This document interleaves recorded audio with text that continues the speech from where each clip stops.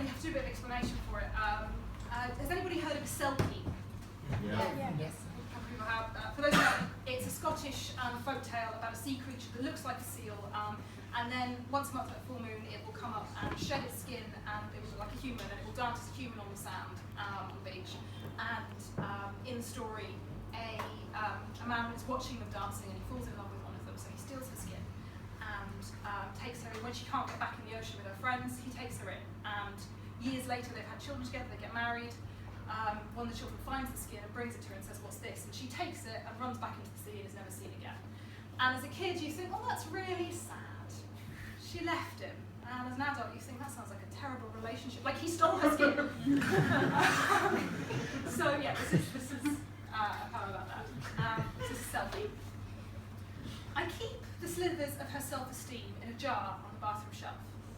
I keep finding them around the house, between the cushions of the sofa, clogging up the kitchen sink, scattered on her bedroom floor with her knickers. She looks at me like I am collecting her toenails, intrusive and a little disgusting, but I cannot shake the feeling she will want them one day. There are more of them, silver and translucent every time he comes around. One day I come in to find the living room iridescent. The only dark spot is where she sits dull and raw. He is flaying her alive. "What's this?" He jiggles the folds of her belly, made only by her position on the couch. There is nothing of her, and still he wants her to be less. He is smiling, but his fingers are teasing away another glistening shred. I glare at him until he guilty notices and tries to put it back. There is an ocean in her eyes, but the tide is going out. She believes any port in a storm, better to take this chance to dance than be cast adrift. And I believe no dance is worth a damn if it will cost you your skin.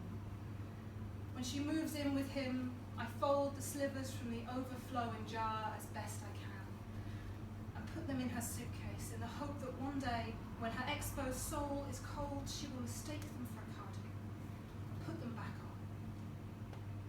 When she moves, as her skin flakes, she flakes away from me. We drift apart as she chooses a landlocked type of love. She wonders why I hate him, and I wonder why she gave me the stories of the things he has done if she wanted me to like him. When she has gone, I take them out and examine them. See, they too are shot through with silver. Too late, I realise she gave them to me for safekeeping, and I should have given them back, made her look at them until she saw how naked she was and reached for the bathroom shelf. Instead, I knit them into chain mail, wear her stories as my armour, take my own jar from under the bed and place it by the mirror, and try to remember to tell friends and lovers who are passing through, your arms are not worth an ocean, and if you cannot help me to put these back on, you do not deserve to stay. Sometimes I dream of him soaked to the skin in a flooding flat, rising sea water backing up the bathtub, escaping salt clogging sinks, and her swimming in the deep and shivering.